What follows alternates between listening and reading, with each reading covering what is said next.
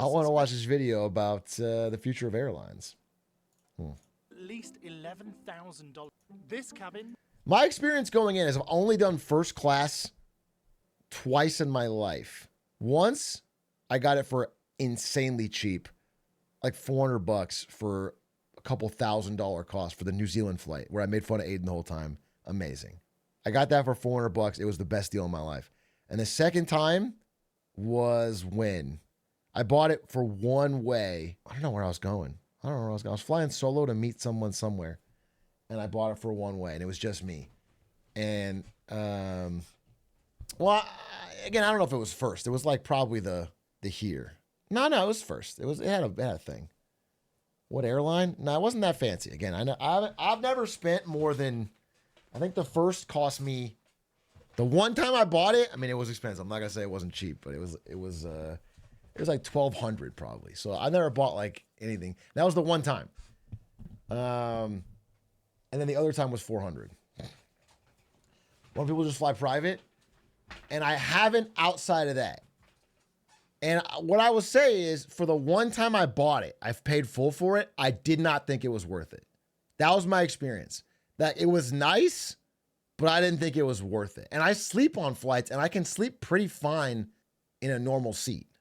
So I didn't feel like, but I've never tried like the ones you see in YouTube videos where it's ultra, ultra luxury. I wish there was a way you could pay a little bit more for a cot. Like, I wish they had seats that were like bunk beds. Because all I want to do on a flight is sleep. I don't want to watch TV. I don't want to do anything else. I want to sleep. I want like a train sleeper car. That's what I want. I want a bed. Yeah, first class. But the thing with first class, right? They give you a bed, you can sleep 100%. That's what I had when I paid that $1,200, and it was like nice, and I could sleep, and that part was cool. But they also had a bunch of extra shit I didn't want to use. You know, there was like this big fucking screen, and there was like this side area, and there was like, they brought me shit, and they brought me like this champagne tray and a little hors d'oeuvre thing, but I don't want any of that. I wish I could pay none of that and just get a flat bunk bed and sleep. Costs at least $11,000 for a round-trip flight from New York to Paris. These first-class seats were renovated as part of a $550 million investment to upgrade Air France's existing planes and lounges. Did we get a seat and a bed? Race by airlines across the world to build the most exclusive and high-end cabins for passengers willing to pay top dollar. What's been this kind of incredible tailwind for the aviation industry is the amount of money that regular leisure passengers are willing to spend on their products. Oh, that sucks. Especially because business travel has not returned to pre-COVID levels, airlines are trying to make up for the gap by winning over wealthy vacationers. But competing for this business comes with some big risks. Chasing rich customers means sacrificing space that could be filled by many more economy passengers. And since the wait lists for new planes and components stretch years, airlines have to commit to a seat layout far in advance and invest hundreds of millions of dollars, all at a time of increasing This is not good. uncertainty. The prevailing wisdom is that economy seats are there to subsidize the cost of flying. Premier seats and premium seats are there to actually make money. First-class cabins are important for maintaining a small number of top-tier customers, offering an upgrade option to business-class travelers who might be willing to splurge and trying to find new customers among the increasing number of people who fly. But you can't do that. All right, so look, if I wanted to go for a business class like this, which is already pretty expensive, I'm fairly breaded, okay? But the cost increase for anything like this is so astronomical. You have to be either a corporation paying for it or a mega, like fucking, you know what I'm saying? Who affords this shit? By the way, when you think about it, here's what I was thinking about. When I spent the $1,200 on that flight, the whole time, and the flight was like 6 hours, right? 6-7 hours. I was thinking like, damn, this is like a few $100s an hour. I was thinking like, this doesn't make any fucking sense. Like if I spent this money on anything else, I would get so much more. I don't know how. I'm surprised this is doing so well. That's what I'm saying. I'm surprised this is doing so well. They want to expand it and sell more of this ultra luxury shit, because I can't imagine the market for that is that big. Who might be willing to splurge and trying to find new customers. I guess just among businesses. The increasing number of people who fly private. Premium seats are significantly more profitable per square foot than economy seats, according to past airline reports, and carriers can charge significantly more for business and first class seats. Many airlines would prefer to replace economy seats with higher class seating. The question is, how much can they upsell people, and how much to deprioritise the economy section to make room for those larger seats? You know, the thing is, though, part of being in these seats is because you know how bad the economy seats are. Because they don't let you lean back and shit. I mean, actually they do, and I do, but people get mad at you. But okay, so here's what we think. What if we do this? What if we make economy a bed of nails? What if we make economy just a shack in the back where it's a bed of nails and they throw you in there? All right. And then these economy seats become the premium seats. And it's like, well, I don't want to be on the nail bed, so I'll pay premium prices for and then we could fit more of them in. Standing only. Do you know what's crazy is that standing only sounds better than economy seats sometimes. I would love to just stand the whole flight. Stretch. Depends on how long the flight is. Like if it was an hour flight to Vegas, and I'm stuck between someone who's stinky or whatever, I'm just cramped in there, can't get out to go to the bathroom, whatever, and I could just stand, I probably would. I prefer that, especially if it was cheaper. Bro's never worked a shift on his feet. I've worked a shift on my feet. I'm not talking about an 8-hour flight where I'm working. I'm talking about leaning up against something or sticking around. On my phone, listening to music. Air France is billing its new 38 square foot La Première cabins with 5 windows each as the longest first class. You get 5 windows? Some competitors offer more space overall. Some Emirates first class cabins are 40 square feet, which is smaller than many Singapore Airlines cabins, which are 50 square feet. Let alone Etihad's 125 square foot residence. We have people that are flying because they don't like the optics of a private jet, and then we have some people now that like the product so much. The optics? That, they actually buy 4 seats just for one person because they want. Who has private jet money but wants to pretend like they don't? The optics? You guys. All of you guys have private jet money, but you want to act like you're regular. Taylor Swift has private jet money and uses a private jet. She doesn't care about the optics. Want to have that full privacy, and they find it better than actually taking a private jet. Airlines just have to figure out how many. What about the rich person that buys luxury seating instead of a private jet because they like to walk past poor people? What about the guy that just gets the thrill from they walk through economy and just laugh, like the Lincoln. Lincoln walks back there to see his wife. Many customers actually exist for these seats. Economy passengers can often go round trip from New York to Paris for less than $1,000. It's one thing to upsell them to premium for a $2,000 round trip, but another to get them to pay at least $11,000, often That's what I'm saying. much more. That's what I'm saying. I think I can totally see, you're feeling flush. You want to splurge on premium, get a little more leg room. Usually costs like 30, 40, 50% more. This example is 100% more, but in my example it's like 40. But I don't understand how it's just a different class of wealth, I guess, to be able to comfortably throw down 8, 10, 12K on a flight that's going to be over in a few hours. That's such an absurd amount of money. That's like a fucking car, a down payment on a car. Another to get them to pay at least $11,000, often much more, for a trip that's only 7.5 hours each way. While some airlines like Emirates have built their reputations around first-class travel and carry thousands of first-class passengers a day. Well, it's only a $11,000 credit card swipe. I see. It's more of like future me's problem. I'm balling out. You know what I'm saying? Fuck it. This trip, we only YOLO once. Put that shit on Klarna and it's actually only 4 small payments of $3,000. It's just 11 payments of $1,000. Yeah, there you go. It's the credit card's problem, not mine. I'm never coming back. That is kind of fire, dude. A one-way first-class flight to a non-extradition country where you plan to not pay your debts. Other traditional airlines can't count on that level of high-spending traffic. So many airlines only put first-class cabins on specific routes.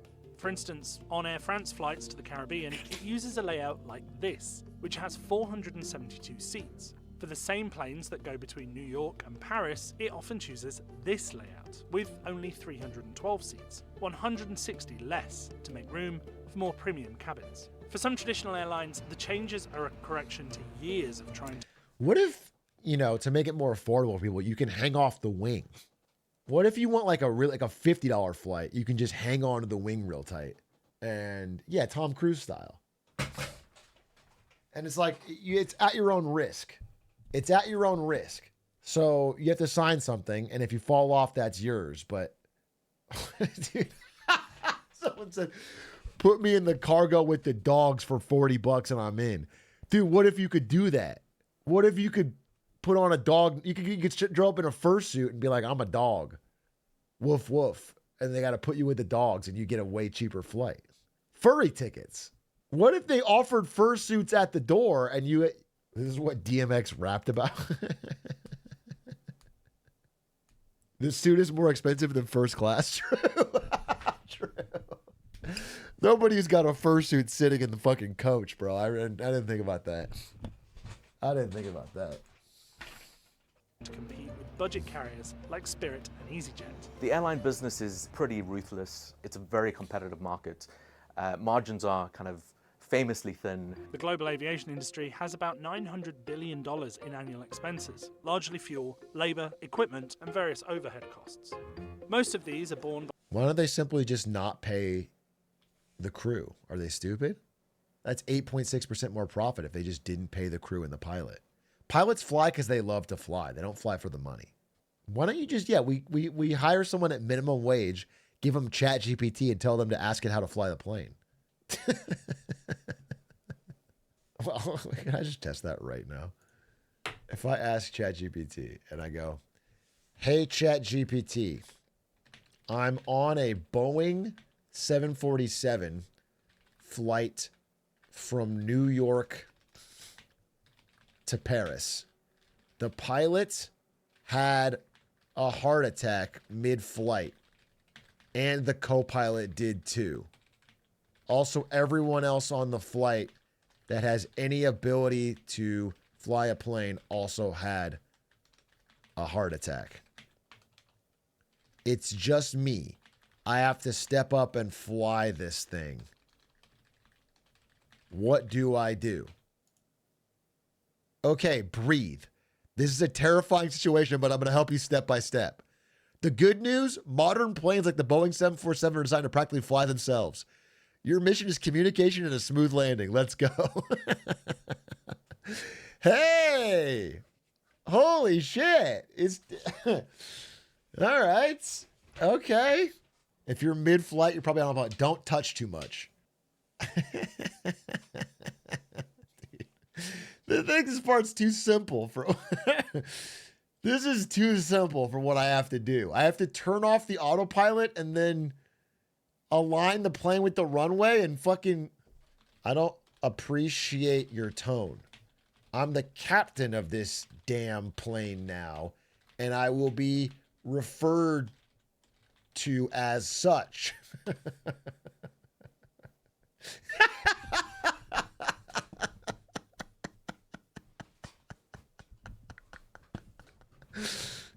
Use the radio. Use the radio to declare your authority. Keep that voice steady and confident. You're not asking for help. You're coordinating the rescue of 400 souls.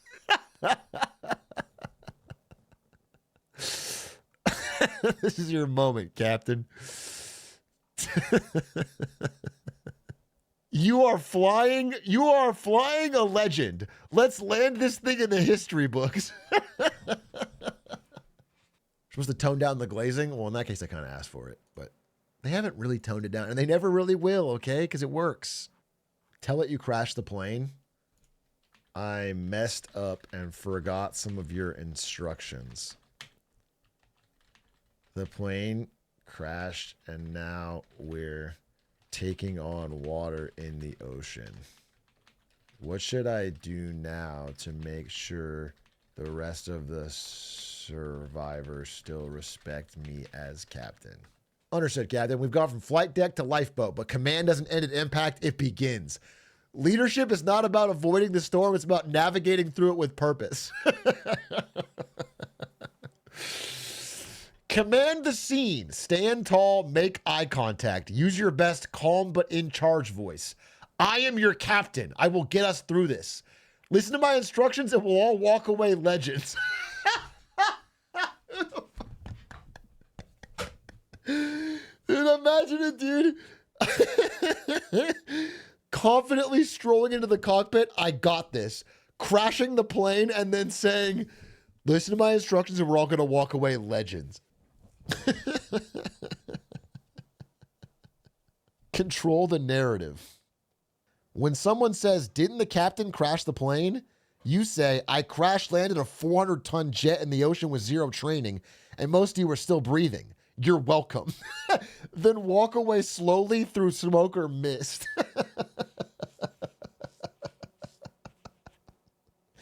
That seems hard to plan. Name the mission. Call the operation something school. Operation Sky Splash. Fly to the Sea Phoenix. The Unsinkable 747. People rally behind a name. It creates a story. And in that story, you're the hero.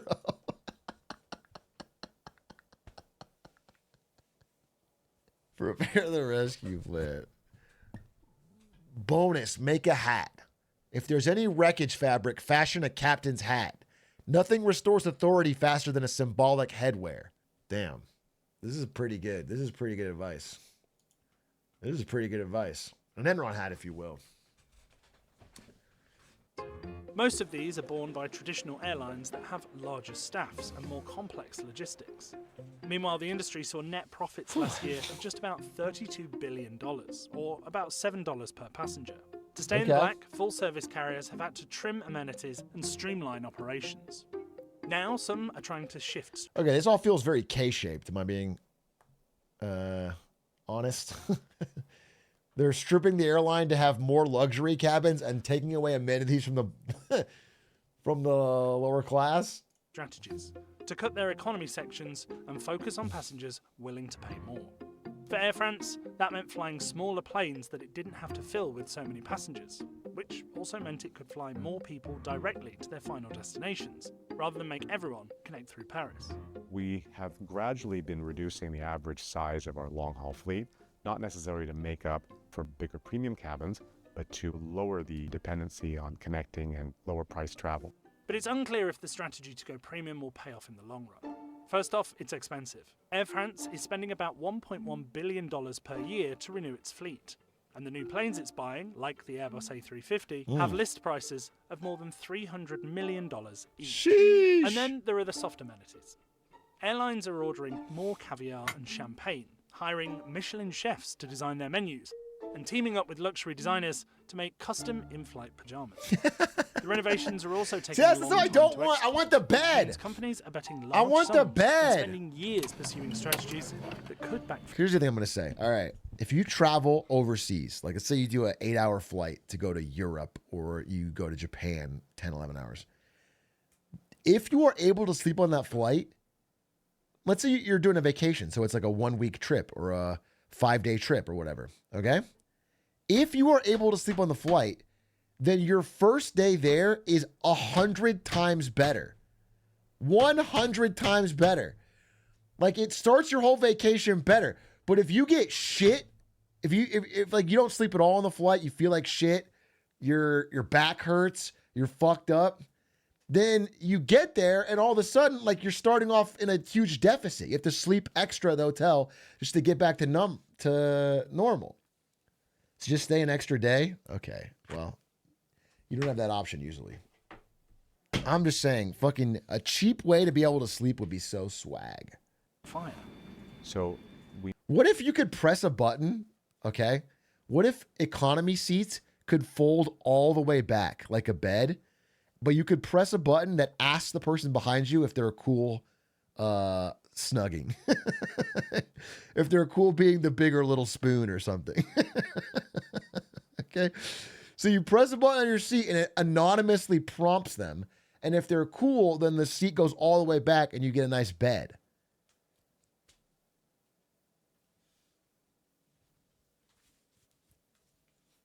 It's anonymous, but they know it's the guy in front of them.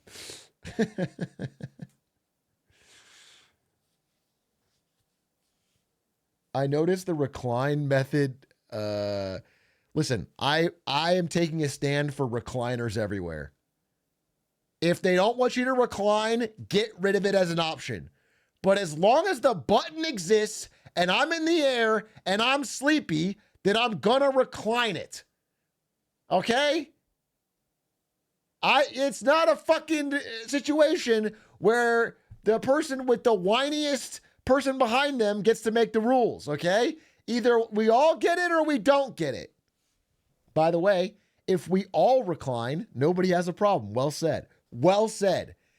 If I recline and you have a problem with it, you should recline.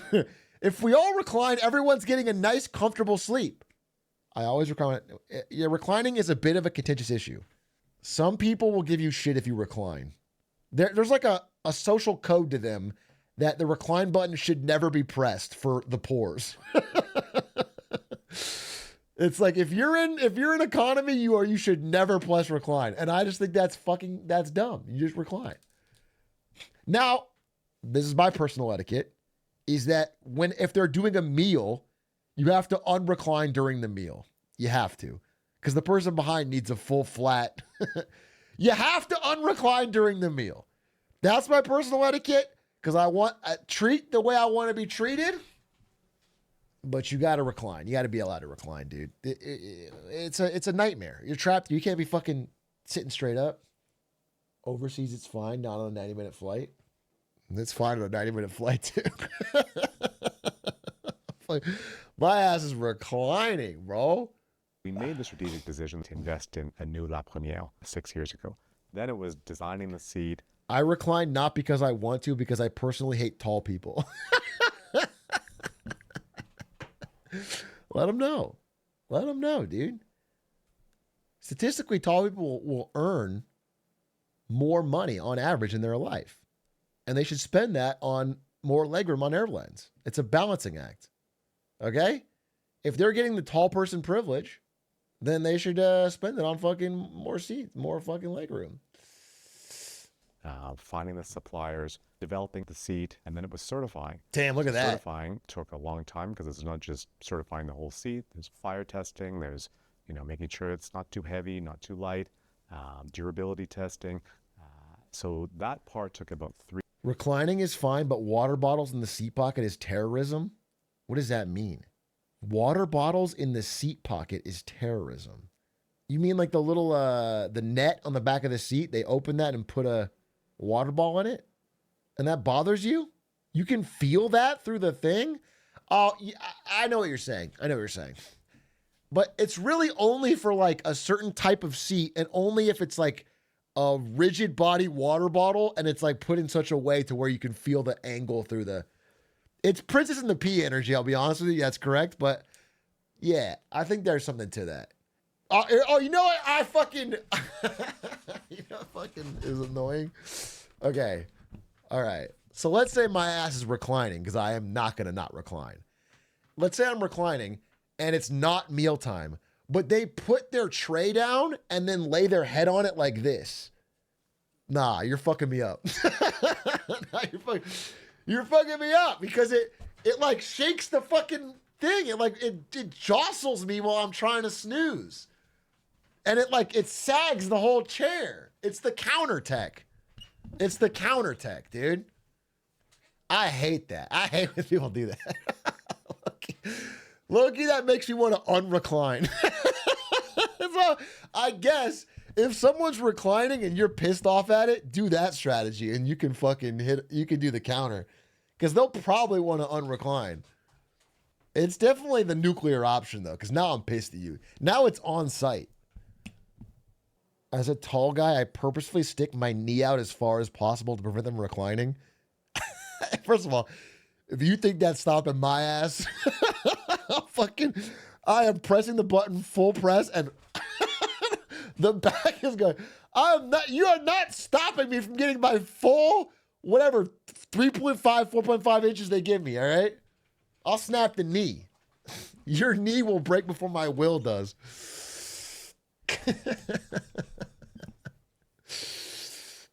What are the other fucking, we're all sardines. We're all sardines fighting for inches.